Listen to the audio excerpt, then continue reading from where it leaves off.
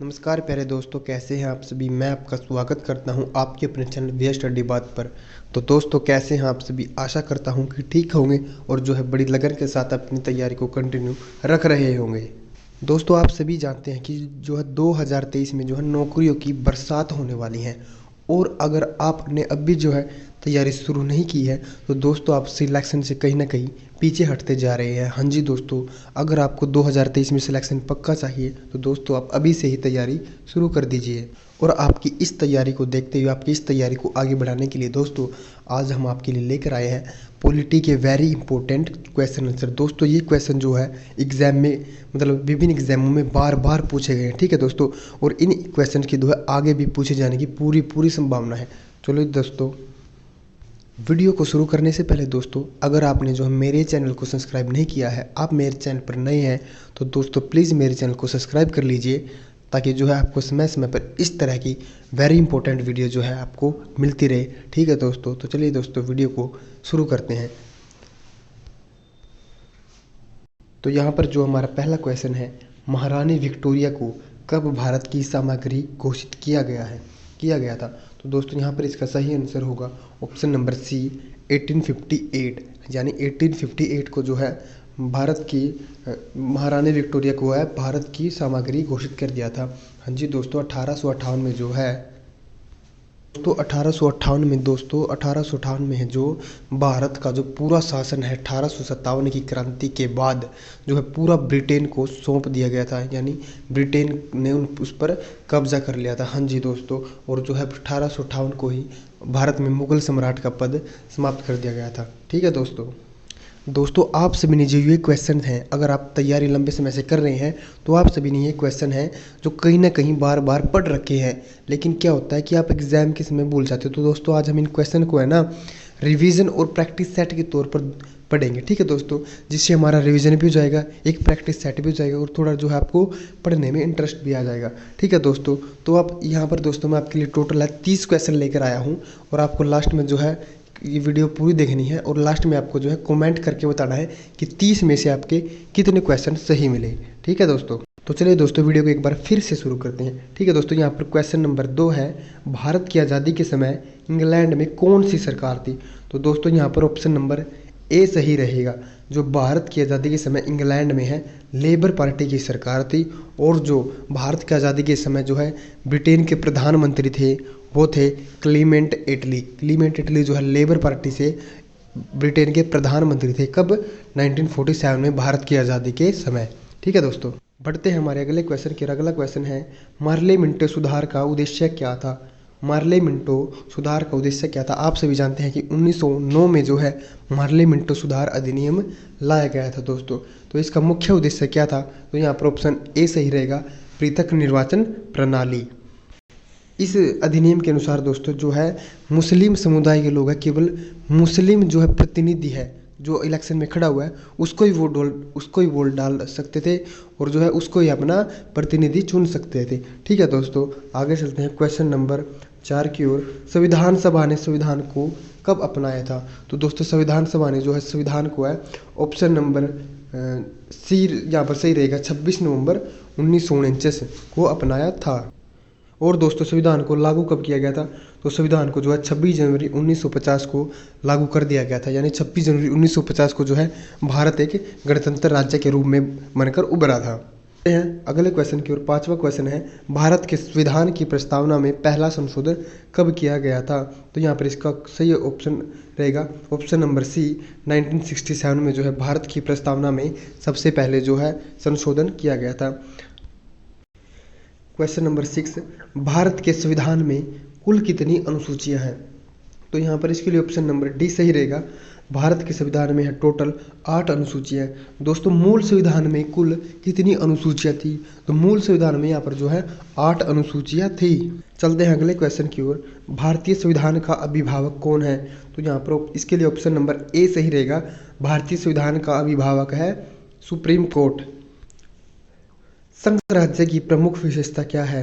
तो यहाँ पर इसके लिए ऑप्शन नंबर ए सहीगा, विकेंद्रीकरण जो है संघ राज्य की प्रमुख विशेषता। दोस्तों ये वेरी वेरी इंपॉर्टेंट क्वेश्चन है दोस्तों, और जो कई बार एसएससी के एग्जाम में बार बार रिपीट हो चुका है। ठीक है दोस्तों, और आगे भी रिपीट होने की इस क्वेश्चन की पूरी पूरी संभावना दोस्तों। ठीक है दोस्तों, तो चलते हैं अगले क्वेश्चन की ओर। आपातकाल के प्रावधान जो है कहाँ से लिए गए हैं, यानी आपातकाल के जो प्रावधान है हमारे भारतीय संविधान में वो किस देश के संविधान से अपनाए गए हैं? तो यहाँ पर इसके लिए ऑप्शन नंबर सी सही रहेगा, जर्मनी। जो आपातकाल उपबंध है वो है जर्मनी के संविधान से लिए गए हैं। दोस्तों आप सभी जानते हैं कि भारतीय संविधान को जो है विभिन्न देशों के संविधानों से स्रोत प्राप्त करके जो है हमारे भारतीय संविधान का निर्माण किया गया है। जैसे आप सभी जानते हैं कि प्रस्तावना जो है यूएसए के संविधान से ली गई है, और जो है संसदनात्मक शासन प्रणाली जो है ब्रिटेन के संविधान से ली गई है। नीति निर्देशक तत्व जो है आयरलैंड के संविधान से ली गई हैं। तो चलते हैं हमारे अगले क्वेश्चन की ओर। मत पत्रों का सबसे पहले प्रयोग कहाँ किया गया था? तो यहाँ पर इसके लिए ऑप्शन नंबर ए सही रहेगा, यूएसए में। यानी यूएसए में जो है मत पत्रों का, यूनाइटेड स्टेट अमेरिका में मत पत्रों का सबसे पहले प्रयोग किया गया था। चलते हैं हमारे अगले क्वेश्चन की ओर। नागरिकता का उल्लेख जो है किस भाग में है? तो यहाँ पर है इस क्वेश्चन का सही आंसर होगा ऑप्शन नंबर 1। नागरिकता का उल्लेख जो है भाग 2 में है, और नागरिकता का उल्लेख जो है अनुच्छेद नंबर 5 से लेकर 11 तक नागरिकता का उल्लेख है। और आप सभी जानते हैं कि भारत में एकल नागरिकता का प्रावधान है जो वो है ब्रिटेन के संविधान से अपनाया गया है। तो चलिए दोस्तों बढ़ते हैं हमारे अगले क्वेश्चन की ओर। Question number 12। किस राज्य के आरक्षण विधेयक को 9वीं अनुसूची में सम्मिलित किया गया है? तो यहाँ पर इसके लिए ऑप्शन नंबर सी सही रहेगा, तमिलनाडु।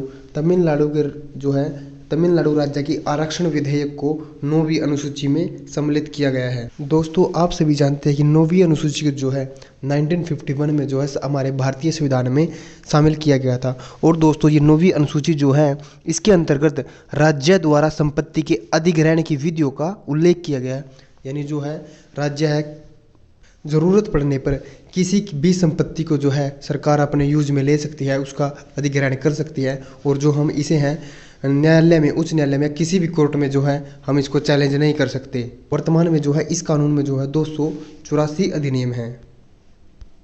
लेकिन दोस्तों हम जो है यह कहकर कि ये हमारे मौलिक अधिकारों का उल्लंघन हो रहा है, जो हमारे मौलिक अधिकार का शोषण हो रहा है, इस आधार पर जो है हम इसके जो है सुनवाई करवा भी सकते हैं। ठीक है दोस्तों, तो चलते हैं अगले क्वेश्चन की ओर। क्वेश्चन नंबर 13 यहाँ पर क्या कहता है? क्वेश्चन नंबर 13 यहाँ पर कहता है कि धर्म की स्वतंत्रता से संबंधित अनुच्छेद कौन सा है? धर्म की स्वतंत्रता से संबंधित अनुच्छेद कौन सा है? दोस्तों आप सभी जानते हैं कि धार्मिक स्वतंत्रता जो हमारा है मौलिक अधिकार है, और मौलिक अधिकार भारतीय संविधान के जो है भाग नंबर 3 में है, और भाग नंबर 3 में जो ये है अनुच्छेद नंबर 12 से लेकर अनुच्छेद नंबर 35 तक है। और दोस्तों मौलिक अधिकारों के होने के कारण जो है संविधान के भाग नंबर 3 को जो है भारत का मैग्ना कार्टा या भारत का अधिकार पत्र भी कहते हैं। बात करते हैं यहाँ पर धार्मिक स्वतंत्रता से संबंधित अनुच्छेद। तो दोस्तों धार्मिक स्वतंत्रता से संबंधित यहाँ पर जो अनुच्छेद है वो है ऑप्शन नंबर सी, अनुच्छेद 25। अनुच्छेद 25 जो है यहाँ पर धार्मिक स्वतंत्रता से संबंधित है। अनुच्छेद नंबर जो है 25 के तहत संविधान के भाग नंबर 3 के अनुच्छेद नंबर 25 के तहत जो है हमको जो है धार्मिक पूर्ण रूप से धार्मिक स्वतंत्रता है। यानी हम जो है किसी भी प्रकार का धर्म अपना सकते हैं और उसका प्रचार प्रसार कर सकते हैं, हमको कोई रोक नहीं सकता। हमको कोई ये नहीं बोल सकता कि आपने ये धर्म क्यों लिया, आपको ये धर्म नहीं ले सकते, या आप इस धर्म का प्रचार नहीं कर सकते हैं। ठीक है दोस्तों, चलते हैं हमारे अगले क्वेश्चन की ओर। यहाँ पर अगला क्वेश्चन है किस अनुच्छेद को भारत का मैग्ना कार्टा कहते हैं? तो दोस्तों मैंने पिछले क्वेश्चन में आपको जो बताया था इस क्वेश्चन का आंसर, तो यहाँ पर इस क्वेश्चन का सही आंसर होगा ऑप्शन नंबर ए 32। अनुच्छेद नंबर 32 को जो है भारत का मैग्ना कार्टा या भारत का अधिकार पत्र कहते हैं। तो चलते हैं दोस्तों हमारे अगले क्वेश्चन की ओर। तो दोस्तों हमारा अगला क्वेश्चन है कौन व्यक्तिगत स्वतंत्रता से संबंधित है? कौन व्यक्तिगत स्वतंत्रता से संबंधित है? तो यहाँ पर ऑप्शन नंबर ए सही रहेगा, बंदी प्रत्यक्षीकरण। बंदी प्रत्यक्षीकरण है जो यहाँ पर व्यक्तिगत स्वतंत्रता से संबंधित है। आगे चलते हैं, क्वेश्चन नंबर 16 क्या कहता है? दोस्तों आप जो है वीडियो को पूरे एंड तक देखना, और जो वीडियो खत्म होने के बाद है आप मेरे को कमेंट में ये जरूर बताना कि आपके जो है 30 क्वेश्चनों में से आपके कितने सही क्वेश्चन मिले हैं। ठीक है दोस्तों, क्योंकि इस चीज़ से जो आपकी तैयारी के बारे में पता चलता है। दोस्तों मैं ना पॉलिटी के है ना तो 1000 से भी ऊपर क्वेश्चनों की सीरीज लेकर आने वाला हूँ। ठीक है दोस्तों, क्योंकि हर एक एग्जाम में पॉलिटी के कम से कम 5 या 6 क्वेश्चन जो है जरूर पूछे ही पूछे जाते हैं। ठीक है दोस्तों, और अगर आपने ये वीडियो देख ली ना तो 5 या 6 क्वेश्चन में से आपके 5 नंबर तो कहीं नहीं है। ठीक है दोस्तों, मैं यहाँ पर जो है कुछ भी छोड़ने वाला नहीं हूँ। ठीक है दोस्तों, पूरे के पूरा जो आपका सिलेबस के हिसाब से पूरे का पूरा जो है पॉलिटी आपकी कवर करने वाला हूँ। चलते हैं दोस्तों अगले क्वेश्चन की ओर। यहाँ पर क्वेश्चन है, क्वेश्चन नंबर 16, राष्ट्रीय आपात स्थिति के दौरान किस अनुच्छेद में संशोधन हो सकता है? तो इस क्वेश्चन के लिए जो सही आंसर होगा ऑप्शन नंबर सी, अनुच्छेद नंबर 352, यानी राष्ट्रीय आपात के समय जो है 352 अनुच्छेद का जो है संशोधन हो सकता है। आगे चलता है क्वेश्चन नंबर 17, मौलिक अधिकार क्या है? ठीक है दोस्तों, तो मौलिक अधिकार है जो वो वाद योग्य है। यहाँ पर ऑप्शन नंबर ए सही रहेगा। मौलिक अधिकार क्या है? तो मौलिक अधिकार जो है वाद योग्य है। और कभी कभी ये भी पूछ लिया जाता है कि भारतीय संविधान कैसा है? तो भारतीय संविधान जो है अंशतः लचीला और कठोर है। भारतीय संविधान कैसा है? भारतीय संविधान अंशतः लचीला और कठोर है। क्वेश्चन नंबर 18 यहाँ पर क्या कहता है, 42वें संशोधन के 10 आचार आदर्शों को किस नाम से जाना जाता है? तो यहाँ पर इस क्वेश्चन का जो सही आंसर होगा ऑप्शन नंबर बी, मौलिक कर्तव्य। ऑप्शन नंबर बी, मौलिक कर्तव्य के नाम से जाना जाता है। चलते हैं क्वेश्चन नंबर 19, मौलिक कर्तव्य की अवहेलना करने वाले को ऑप्शन नंबर ए दंड देने का कानून है, ऑप्शन नंबर बी दंड देने की व्यवस्था नहीं है, या ऑप्शन नंबर सी अधिनियम बनाकर दंड दे सकते हैं, या ऑप्शन नंबर डी इनमें से कोई नहीं। तो इसके लिए सही आंसर होगा ऑप्शन नंबर बी। जो यहाँ पर मौलिक कर्तव्य की जो लोग अवहेलना करेंगे वह तो भारतीय संविधान में उनको दंड देने के लिए कोई भी व्यवस्था नहीं है। यानी कि हम जो है लोगों को बाध्य नहीं कर सकते कि वो मौलिक कर्तव्य को जो है पूर्ण रूप से निभाए। ठीक है दोस्तों, चलते हैं अगले क्वेश्चन की ओर। क्वेश्चन नंबर 20 है, नीति निर्देशक तत्वों का महत्व किसके लिए है? तो यहाँ पर ऑप्शन नंबर बी सही रहेगा, राज्य के लिए। नीति निर्देशक तत्वों का जो महत्व सबसे ज़्यादा है वो राज्य के लिए है। बात करते हैं नीति निर्देशक तत्वों की। तो दोस्तों आप सभी जानते हैं कि नीति निर्देशक के जो सिद्धांत हैं वो आयरलैंड के संविधान से लिए गए हैं, और नीति निर्देशक तत्व जो है भारत के वो भारतीय संविधान के भाग नंबर 4 में अनुच्छेद नंबर 36 से लेकर 51 तक है। दोस्तों हम नीति निर्देशक तत्वों को जो है न्यायालय द्वारा लागू नहीं किया जा सकता, यानी इन्हें जो है वैधानिक शक्ति प्राप्त नहीं है। और जो है भारतीय संविधान के अनुसार जो है राज्य के नीति निर्देशक तत्वों को है शासन के लिए आधारभूत माना जाता है, यानी मेन जो है कड़ी माना जाता है राज्य में शासन चलाने के लिए। नीति निर्देशक तत्वों को जो है राज्य का मेन कड़ी माना जाता है। चलते हैं अगले क्वेश्चन की ओर। क्वेश्चन नंबर 21 के यहाँ पर क्या कहता है, संसद की कार्यवाही सूची में प्रथम विषय क्या होता है? तो दोस्तों यहाँ पर ऑप्शन नंबर बी सही रहेगा, प्रश्नकाल। संसद की कार्यवाही सूची में जो है प्रथम विषय वो प्रश्नकाल होता है। क्वेश्चन नंबर 22 की ओर चलते हैं, संसद शब्दावली में समापन से क्या तात्पर्य है? तो यहाँ पर ऑप्शन नंबर ए है सत्र का अंत, ऑप्शन नंबर बी है किसी भी विषय की चर्चा पर रोक, या ऑप्शन नंबर सी दैनिक कार्यवाही का अंत, या ऑप्शन नंबर डी इनमें से कोई नहीं। तो जो इसका ऑप्शन नंबर 20 यहाँ पर सही आंसर रहेगा, किसी भी विषय की चर्चा पर रोक। इसका मतलब यानी संसद में जो है समापन का मतलब है कि किसी भी विषय की यानी किसी भी विषय पर अगर चर्चा हो रही है तो उस पर रोक लगाना ही समापन कहलाता है। ठीक है दोस्तों, चलते हैं हमारे अगले क्वेश्चन की ओर। क्वेश्चन नंबर 23 यहाँ पर क्या कहता है, भारत के राष्ट्रपति का चुनाव संपादित करना किसका उत्तरदायित्व है? दोस्तों आप सभी जानते हैं कि इसके लिए ऑप्शन नंबर सी जो है सही आंसर होगा, निर्वाचन आयोग। यानी भारत के राष्ट्रपति का जो चुनाव होता है उसको संपादित करने का उत्तरदायित्व है जो है भारतीय निर्वाचन आयोग को है। यहाँ पर जिक्र हुआ राष्ट्रपति जी का। ठीक है, तो आप सभी जानते हैं कि राष्ट्रपति जी से संबंधित अनुच्छेद है अनुच्छेद नंबर 52 है। ठीक है दोस्तों, राष्ट्रपति को देश का जो है संवैधानिक प्रधान होता है। राष्ट्रपति देश का संवैधानिक प्रधान होता है। राष्ट्रपति भारत का प्रथम नागरिक भी कहलाता है। ठीक है दोस्तों, वर्तमान में भारत के राष्ट्रपति कौन है? वर्तमान में भारत के राष्ट्रपति जो है द्रौपदी मुर्मू जी है, और ये जो है भारत की पहली आदिवासी महिला राष्ट्रपति है। और भारत के जो है उपराष्ट्रपति कौन है? भारत के उपराष्ट्रपति जी है वो है जगदीप धनखड़ जी हैं। आप सभी जानते हैं कि जब राष्ट्रपति का चुनाव होता है तो उसमें वोट कौन कौन डालते हैं? तो इसमें जो है राज्यसभा, लोकसभा और जो राज्यों की विधानसभा के निर्वाचित सदस्य यानी एमएलए एमपी ही इसमें वोट डालते हैं। आम जनता जो है राष्ट्रपति का चुनाव में हिस्सा नहीं लेती है। और आप सभी जानते हैं कि स्वतंत्र भारत के यानी भारत के पहले राष्ट्रपति कौन थे? भारत के पहले राष्ट्रपति जो है राजेंद्र प्रसाद जी थे, जिन्होंने शपथ कब ली थी? 26 जनवरी 1950 को। तो चलते हैं हमारे अगले क्वेश्चन की ओर। उपराष्ट्रपति को पद की गोपनीयता की शपथ कौन दिलाता है? दोस्तों आप सभी जानते हैं कि उपराष्ट्रपति से संबंधित जो है अनुच्छेद नंबर 63 है, और भारत के संविधान में जो है उपराष्ट्रपति से संबंधित जो प्रावधान है वो अमेरिका के संविधान से लिया गया है। भारत का जो उपराष्ट्रपति होता है ना, वो राज्यसभा का पदेन सभापति भी होता है। और उपराष्ट्रपति पर जो है महाभियोग किस अनुच्छेद के तहत चला सकते हैं? तो हम अनुच्छेद नंबर 67 के तहत संसद में जो है उपराष्ट्रपति के पर महाभियोग चलाया जा सकता है। चलते हैं हमारे अगले क्वेश्चन की ओर। क्वेश्चन नंबर 25 यहाँ पर क्या कहता है? लोकसभा का चुनाव लड़ने के लिए जो है कम से कम कितनी आयु होनी चाहिए? तो दोस्तों आप सभी जानते हैं कि लोकसभा की संरचना का अनुच्छेद कौन सा है? तो लोकसभा की इस संरचना का अनुच्छेद है अनुच्छेद नंबर 81 है। दोस्तों आप सभी जानते हैं कि जो है लोकसभा संसद का उच्च और प्रथम सदन है, ठीक है दोस्तों, जिसका सभापतित्व करने के लिए एक जो है एक अध्यक्ष होता है, यानी लोकसभा अध्यक्ष होता है। और आप सभी जानते हैं कि भारत की लोकसभा के पहले अध्यक्ष कौन थे? तो GV मावलंकर जो है भारत के पहले लोकसभा के अध्यक्ष थे। और बात करते हैं यहाँ पर क्वेश्चन की, तो यहाँ पर पूछा गया कि लोकसभा का चुनाव लड़ने के लिए आयु कम से कम कितनी होनी चाहिए? तो यहाँ पर आंसर नंबर ए सही रहेगा, 25 वर्ष, यानी लोकसभा का चुनाव लड़ने के लिए जो है क्वेश्चन कम से कम आपकी आयु 25 वर्ष होनी चाहिए, यानी लोकसभा में MP बनने के लिए आपको 25 वर्ष का होना अनिवार्य है। देखते हैं अगले क्वेश्चन की ओर। यहाँ पर क्वेश्चन नंबर 26 क्या कहता है? राज्यसभा का सर्वप्रथम गठन कब हुआ था? तो यहाँ पर ऑप्शन नंबर जो है ए सही रहेगा। राज्यसभा का सबसे पहले गठन है 1952 में हुआ था। तो दोस्तों यहाँ पर बात हुई है राज्यसभा की।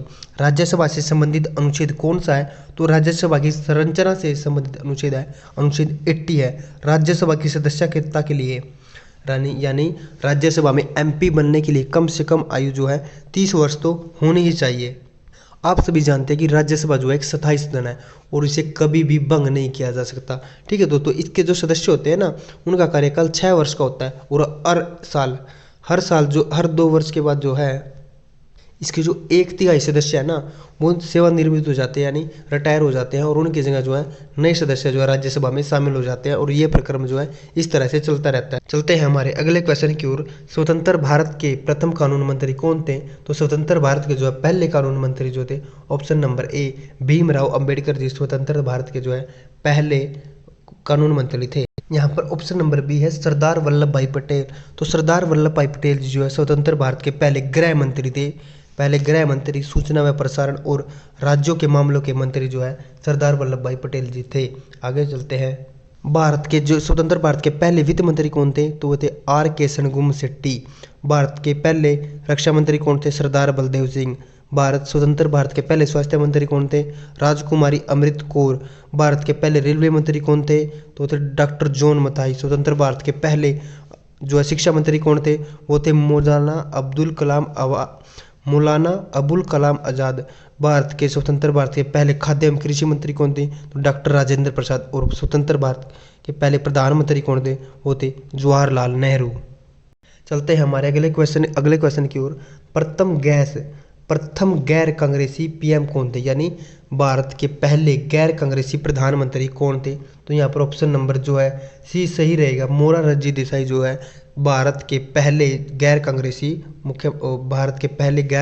प्रधानमंत्री थे। और दोस्तों आप सभी जानते हैं कि मोरारजी देसाई एक ऐसे प्रधानमंत्री भी थे जिन्होंने प्रधानमंत्री पद से त्याग पत्र दे दिया था, ठीक है। ऐसे पहले प्रधानमंत्री भी मोरारजी देसाई जी थे जिन्होंने प्रधानमंत्री पद पर रहते हुए अपने पद से जो है त्याग पत्र दे दिया था। अगर बात करें यहाँ पर सबसे छोटा कार्यकाल जो है किस प्रधानमंत्री का रहा, तो जो सबसे छोटा कार्यकाल जो है अटल बिहारी वाजपेयी जी का रहा। कुल 13 दिन का उनका कार्यकाल रहा था। तो जो है सबसे लंबा कार्यकाल यहाँ पर है जवाहरलाल नेहरू जी का रहा था। जवाहरलाल नेहरू जी 15 अगस्त 1947 से लेकर जो है 27 मई 1964 तक भारत के प्रधानमंत्री रहे थे, यानी 16 वर्ष 9 महीने और 12 दिन तक जो है जवाहरलाल नेहरू जी भारत के प्रधानमंत्री रहे थे। सबसे लंबा कार्यकाल रहा था उनका। चलते हैं अगले क्वेश्चन की ओर। राष्ट्रीय विकास परिषद का गठन जो है कब हुआ? तो राष्ट्रीय विकास परिषद का गठन जो है ऑप्शन नंबर बी जो है 1952 में 1952 में जो राष्ट्रीय विकास परिषद का गठन हुआ। आगे चलते हैं। क्वेश्चन नंबर 30 यहाँ पर क्या कहता है, मार्ले मिंटो सुधार बिल कब पास हुआ। तो दोस्तों ये बिल जो है 1909 में पास हुआ था। मार्ले मिंटो सुधार यानी पृथक निर्वाचन प्रणाली, इसका जो है मेन उद्देश्य था, यानी जो है हिंदू अलग वोट गिरेंगे, मुस्लिम अलग वोट गिरेंगे और दोनों का प्रतिनिधि भी जो है उनके समुदाय से ही संबंधित होगा। तो दोस्तों कैसी लगी आपको वीडियो।